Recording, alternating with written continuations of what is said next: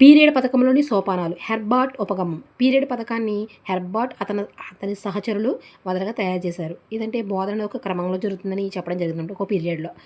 ఈ పథక రచన విద్యార్థుల పూర్వజ్ఞానంపై ఆధారపడి నూతన అభ్యసన జరుగుతుందనే అభ్యసన సూత్రాన్ని అమలుపరుస్తుంది. ఇందులో మనకి 6 సోపానాలు ఉన్నాయి. అవి ఏంటంటే కోడ్ PPAGER. పిచ్చి పుల్లయ్య గారు అలా గుర్తుపెట్టుకో. లేదా ససా పోస అప్పు. స అంటే సన్నాహం, సమర్పణ. సమర్పణ అంటే ప్రజెంటేషన్. పో అంటే పోలిక. సా అంటే సాధారణీకరణాలు, అన్వయం, పునర్విమర్శ. తెలుగులో అయితే ప్రిపరేషన్, ప్రజెంటేషన్, అసోసియేషన్, జనరలైజేషన్, అన్వయం, రీక్యాప్చులేషన్. ఫస్ట్ మనం చూద్దాం. సన్నాహం అంటే ఏంటి?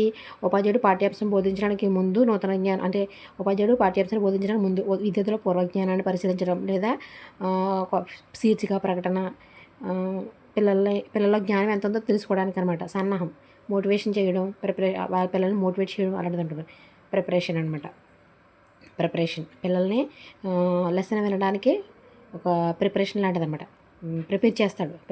అది విషయ విశదీకరణ లేదా హాజరుపరచడం లేదా సమర్పణం అంటే ఇక్కడ పిల్లల్ని రెడీ చేసాడు అనమాట. దేనికి రెడీ చేశాడు? టాపిక్ని వినడానికి. ఇప్పుడు ఇక్కడ ఈ రెండోది ఏంటంటే లెసన్ చెప్తారనమాట.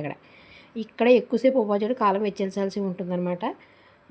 పిల్లల భాగస్వామ్యం తీసుకోగల పిల్లలతో ఉండి లెసన్ వివరిస్తూ ఉంటాడు అనమాట. నల్లబల్ల పని, బోధించాల్సిన అంశాన్ని భావనలు సంసర్గం, పోలిక, నూతన ఉదాహరణలు ఇచ్చి వాటి పూర్వ ఉదాహరణ అంటే లెసన్ చెప్పినప్పుడు ఉపాధ్యాయుడు ఇచ్చిన నూతన పోచపనాలు పోలిక చెప్పాలంటే భేదాలు కూడా చెప్పించాలి.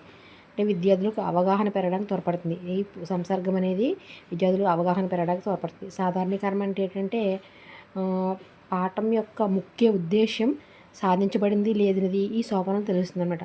అంటే పాఠం యొక్క మనం ఏ ఉద్దేశంతో బోధించామో ఆ ఉద్దేశం నెరవేరింది లేదనేది ఈ సాధారణీకరణ ద్వారా తెలుస్తుందంట. సాధించబడింది లేని సోపానంలో తెలుస్తుంది అనమాట.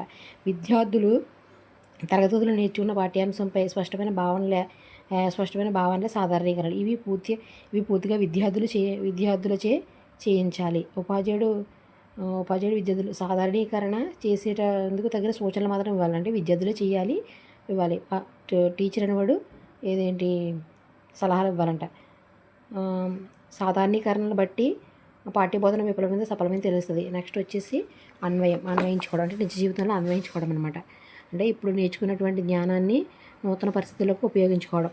అంటే దీంట్లో మనకి ప్రశ్నించడం, ప్రాకల్పన చేయడం, రెండు రకాల సంబంధాల మధ్య సంబంధం తెలపడం అనేవి ఉంటాయి. పునర్విమర్శ అంటే ఇప్పుడు పాఠం పునర్విమర్శ అంటే ఇప్పుడు లెసన్ అంతా చెప్పేసాం కదా.